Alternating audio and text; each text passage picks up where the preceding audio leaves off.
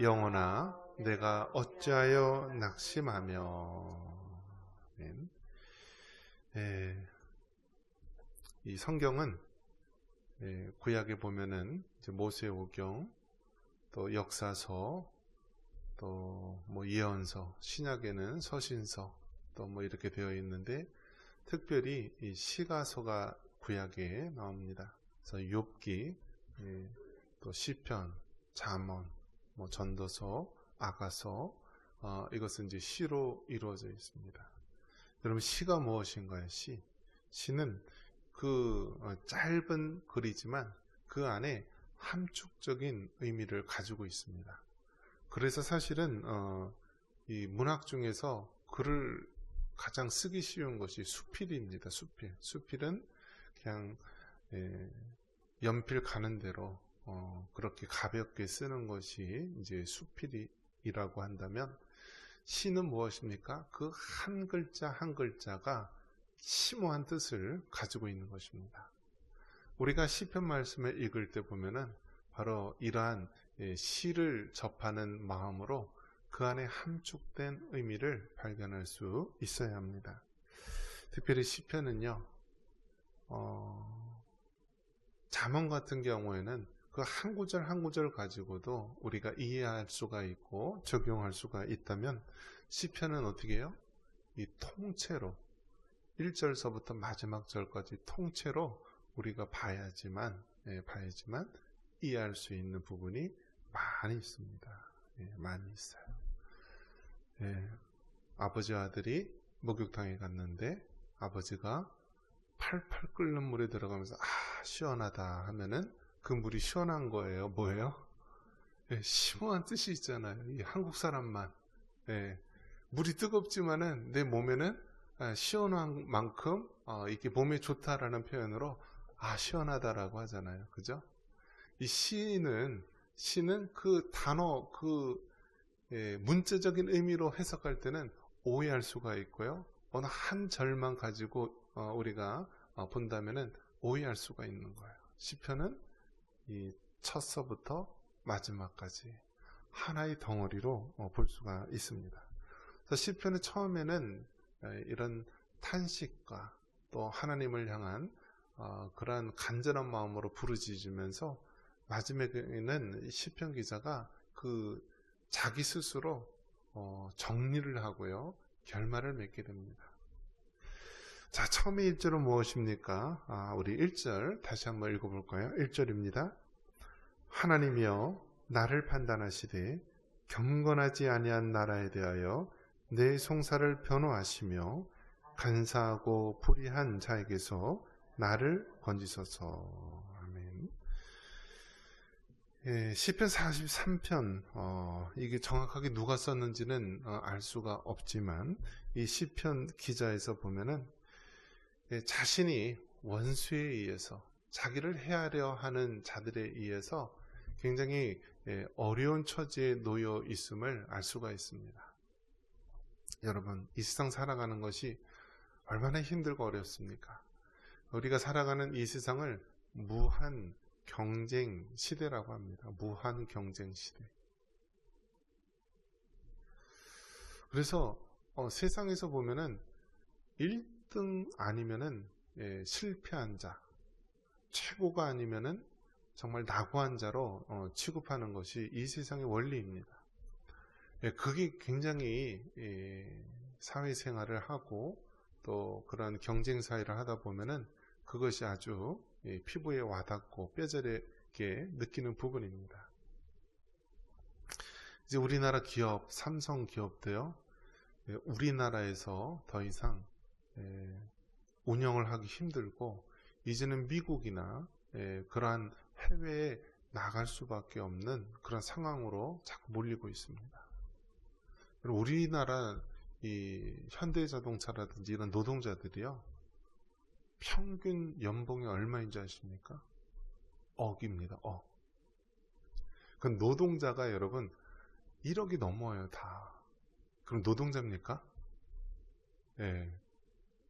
그렇지가 않잖아요. 그럼에도 불구하고 그 사람들은 최고의 노조라든지 그런 구성 단체를 해서요. 계속 이 회사에 요구를 합니다. 그래서 이제는 기업이 뭔가 투자를 하려고 해도요. 노조라든지 이런 데 허가를 받아야 돼요. 허락을. 노조위원장이 허락을 받아야 돼요. 지금 어떻습니까? 대통령 선거할 때도요. 이 노조의 힘이 얼마나 큽니까? 민노총, 한노총, 많은 노조. 그러한 가운데서 있다 보니까 이제 회사 오너들이요. 우리나라 오너들은 정말 경영하기 힘들어서요. 자칫하다가 사고 나면은요.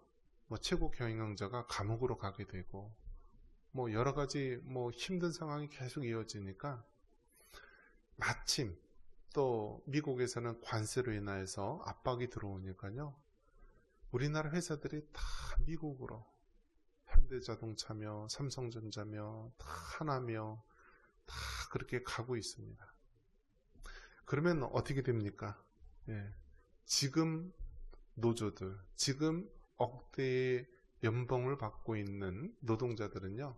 자기 때는 편안하게 살아요. 그런데 그 다음 세대들은 어떤가요? 다 좋은 직장을 잃게 되는 것입니다. 잃게 되는 거예요. 저는 이제 대학을 금호공과대학교 경상북도 구미에 있는데요. 박정희 대통령 고향입니다. 박정희 대통령 때는요. 우리나라가 워낙 가난하고 못 사는 나라이기 때문에 중화학 또 기계 어떤 그러한 쪽에 산업을 육성하고 우리나라 정말 자원이 없고 그러기 때문에 수출을 통하여서 또 인재들을 개발해서 한다라고 해서 그러한 사회를 만들었었죠. 그래서 제가 대학 다녔던 그 구미공단이요. 우리나라에서 가장 수출을 많이 하는 그런 공단이 되기도 했습니다. 그런데 그 공단이요. 기업들이 술술술술 빠져나가고요. 중국으로 빠져나갔다가 이제 중국이 이제 기우는 가운데 있으니까 베트남이나 인도나 다른 나라에 빠져가고 이제는 다 이제 미국 쪽으로 빠져나가는 가운데 있습니다. 그 옆 동네에 있는 파주만 하더라도 그 LG 필립스가 와가지고요.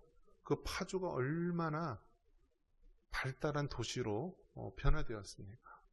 그런데 어떻습니까? 이제 LG 필립스도 다 빠져나가죠. 없죠. 아마 파주도요. 연천처럼 완전히 농촌 마을로 전락할 겁니다. 수원, 화성, 동탄 쪽에 있는 삼성 모든 그 좋은 그 직장들을 다녔던 사람들 다 텅텅 비게 될 것입니다. 울산 현대자동차 그 어마어마한 발달한 그 도시들이요. 이제 점점 황량한 도시로 바뀌게 될 것입니다. 왜 그렇습니까? 우리가 정말 이 땅에 살아갈 때요. 이기적이고 악한 무리들이 있기 때문입니다. 자기들 배만 배부르면 됐고 다른 사람들, 우리의 다음 세대들, 우리의 나라, 우리가 살고 있는 공동체에 대해서는 우리가 관심과 사랑을 갖지 않는 극단적 이기주의로 말미암아 우리가 어려움을 겪게 되는 것입니다. 바로 오늘 시편 기자도 자신이 겪고 있는 이러한 맞이하고 있는 어두운 상황에 대해서 이야기를 합니다. 이 땅에는 하나님 말씀대로 살아가려고 하는 자에게는 무한한 공격이 있고요. 왜 너만 특별하게 구느냐? 왜 너만 유별나게 구느냐? 하면서 얼마나 많은 어려움이 있는지 모릅니다. 그런 면에서 여러분 편하게 살려면 세상과 타협할 수도 있고 불의와 타협할 수도 있고 죄에 대해서도 눈 감아줄 수 있겠지만은 하나님 말씀대로 살아가고자 하는 그러한 자에게는 늘 어려움이 있는 것입니다. 그래서 시편 기자도 늘 주변에 있는 자신을 공격하는 자, 송사를 하면서 간사하고 불의하게 자신을 힘들게 하는 그런 자에 대해서 하나님 앞에 호소하고 하나님 앞에 외치는 것입니다. 그래서 현대인들은 보면은요, 얼마나 힘들고 어려운 가운데 있는지 모릅니다. 그러면서 나타나는 대표적인 증상이 무엇이냐면 불안, 것입니다. 우리 5절 말씀 같이 한번 읽어볼까요? 5절입니다. 내 영혼아, 내가 어찌하여 낙심하며 어찌하여 네 속에서 불안해하는가? 너는 하나님께 소망을 두라. 그가 나타나 도우심으로 말미암아 내 하나님을 여전히 찬송하리로다. 아멘. 그래서 이 시편 기자는 자신의 영혼에게 명합니다. 뭐라고 얘기합니까? 내 영혼아, 내 영혼아, 내가 어찌하여 낙심하며 어찌하여 내 속에서 불안해하는가? 현대를 살아가는 우리 모두에게 해당되는 말이기도 합니다. 얼마나 많이 우리가 근심하고요, 낙심하고 불안해합니까? 불안. 우리 한번 따라해 볼 거예요. 불안. 이 불안이요, 정신장애예요.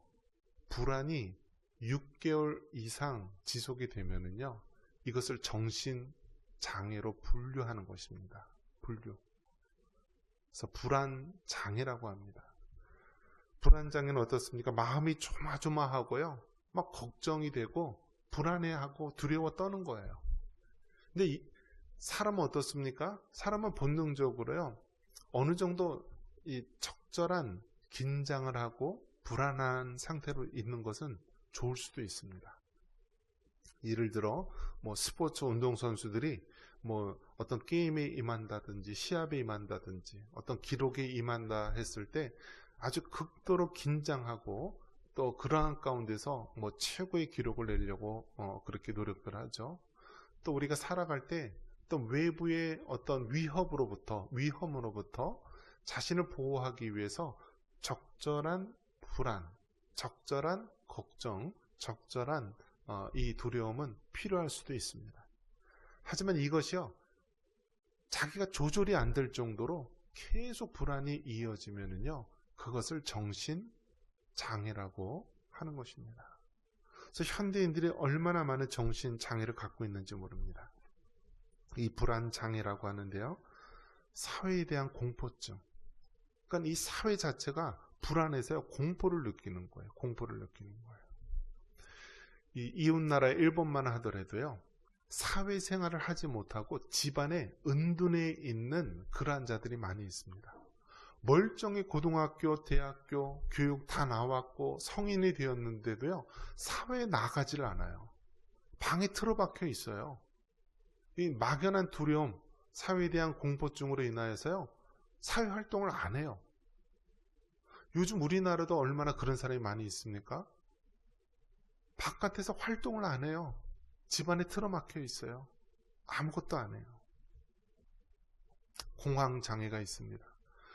어떤 분이 공황장애라고 했더니요, 이 인천공항, 김포공항을 얘기하는 줄 알아요. 그런 공황장애가 아니라요, 이 공황장애는 이 정신적인 장애를 얘기하는 거예요.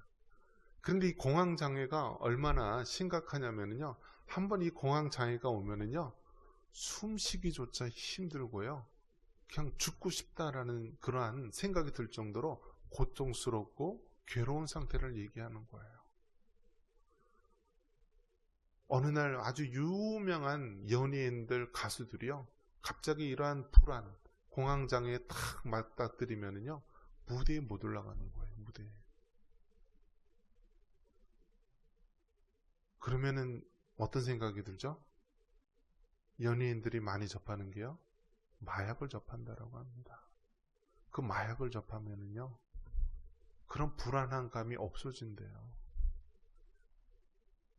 이 가수나 이런 사람들이요, 마약을 접하면은요, 이 노래할 때 몇 옥타브가 올라간대요. 그러니 유혹을 안 받겠습니까? 이 마약 중에서도 이 마약의 황제가 대마초라고 합니다. 대마초. 그런데 대마초가 어떻습니까? 이제는 약사가 이 사람은 정신적으로 불안하니까 대마초를 조제해서 줄 수 있습니다 라고 하면서 미국의 일부 주나 캐나다 이런 데는 다 허용을 해요. 그런데 이제는 이 의사의 조제에 의해서 대마초를 하는 것뿐만이 아니라 이제는 담배처럼요, 슈퍼에 가서 살 수 있는 시대가 되고 있습니다. 실제로 해외에서는 그렇게 되고 있고요. 그러면 그 대마초 냄새가 어떻습니까? 이 특이하다라고 합니다. 그 대마초를 피면은요, 담배 냄새하고 또 다른 냄새가 난다라고 합니다. 지금 왜 그렇습니까? 사회가 불안해하니까요, 이 불안을 극복하기 위해서 자꾸 알코올, 술을 의지한다든지 담배를 의지한다든지, 이제는 더 나아가서 마약을 의지하고요, 이 사회가 점점 그러한 죄의 미혹으로 다가오고 있는 것입니다.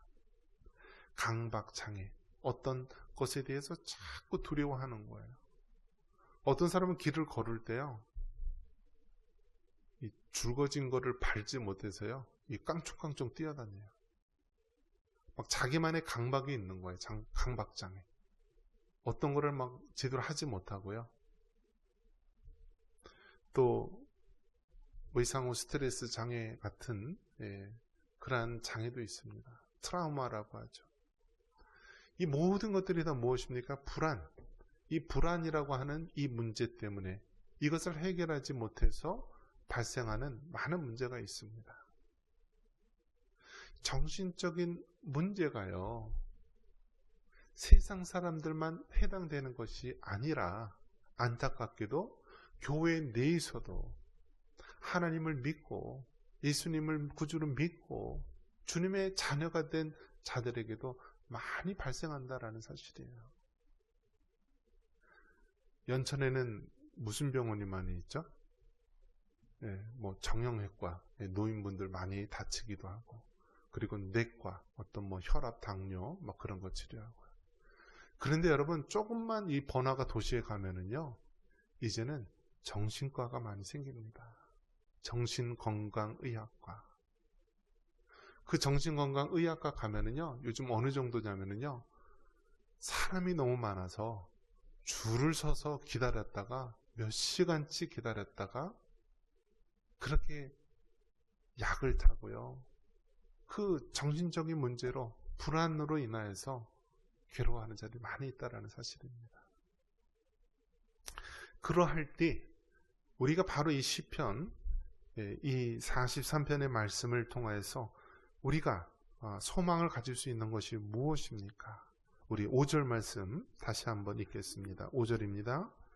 내 영혼아, 내가 어찌하여 낙심하며 어찌하여 내 속에서 불안해하는가?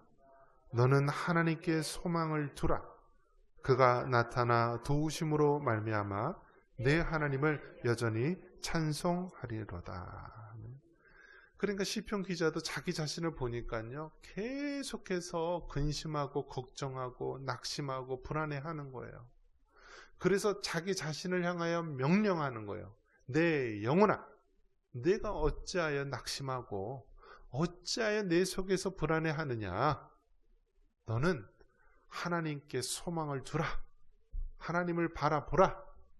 하나님을 찬송하라 라면서 자기 자신에게, 자기 영혼에게 명령하는 것입니다.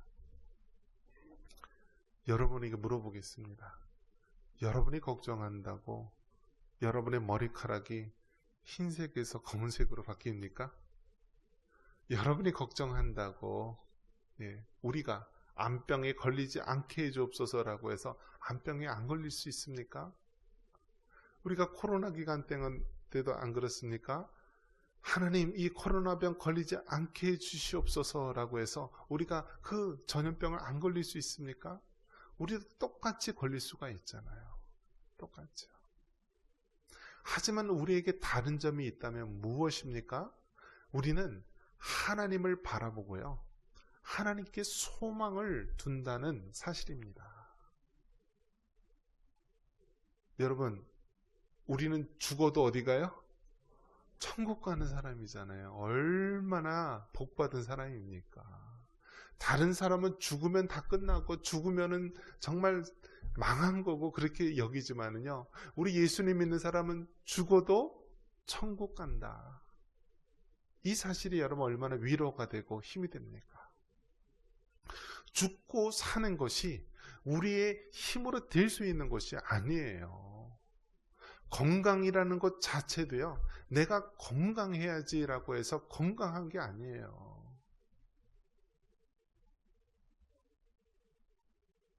젊은이들 사망률 1위가 여러분 무엇인지 아십니까? 자살이에요. 자살. 젊은 사람들 아무리 육신적으로 건강하고 암 같은 거 안 걸리고 혈압, 당뇨 없다 할지라도요, 정신적으로 병이 걸리고 그러면은요, 그 육신도 죽을 수밖에 없어요. 유지를 못해요. 그것이 바로 인간의 한계입니다. 그러한 가운데 여러분, 우리는 정말 시편 기자가 고백했던 것처럼 우리 영혼을 향하여서 불안에 떨고 근심하는 우리 영혼을 향하여서 바로 하나님의 말씀을 붙잡고 선포해야 되는 것입니다. 더 이상 근심하지 마라. 더 이상 불안해하지 마라. 너는 하나님을 바라보라. 하나님께 소망을 두라. 라고 말씀하고 있는 것입니다. 여러분, 하나님께 맡기십시오. 하나님께 다 모든 것을 의지하십시오. 물속에 뜨려면 어떻게 된다고요? 여러분, 물속에 수영하는데 가장 기본이 되는 게 무엇이냐면요, 물에 내 몸을 맡기는 거예요. 물에 뜨려고 막 힘주고 발버둥 치면 발버둥 칠수록요, 막 꼬르륵 꼬르륵 가라앉을 수밖에 없어요. 그런데 물에 자신을 탁 맡기면은요, 이게 스르르 물 위에서 떠오릅니다. 그럴 때 손과 발을 움직이면서 나아가는 것이죠. 우리가 정말 이 세상의 바다에서 살 수 있는 방법은요, 하나님께 모든 것을 맡기는 것입니다. 우리가 근심하고 걱정한다고 해서 해결될 수 있는 것이 하나도 없습니다. 하나님께 맡기고요, 하나님을 의뢰하고 하나님만 바라보며 나아가는 것입니다. 여러분이 자녀들에 대해서 걱정한다 할지라도요, 그 걱정이 그 자녀들을 변화시키는 것이 아니에요. 하나님께 맡겨야 됩니다. 하나님께 맡기고 그 자녀, 한번 택함받은 하나님의 자녀들은 하나님께서 끝까지 책임지신다라는 믿음과 확신을 가지고 하나님께 맡겨야 되는 것입니다. 말씀을 맺습니다. 내 영혼아, 어찌하여 내가 낙심하며 어찌하여 불안해하는가. 불안이 많은 이 세상에서 여러분, 하나님께 소망을 두고 하나님께 맡기시기 바랍니다. 발버둥 치려고 하는 여러분의 몸부림을 다 내려놓고요, 하나님 앞에 여러분 전 인격을, 전 생애를 맡기시기 바랍니다. 그럴 때 하나님께서 구원하여 주시고 하나님의 영광이 나타날 줄 믿습니다.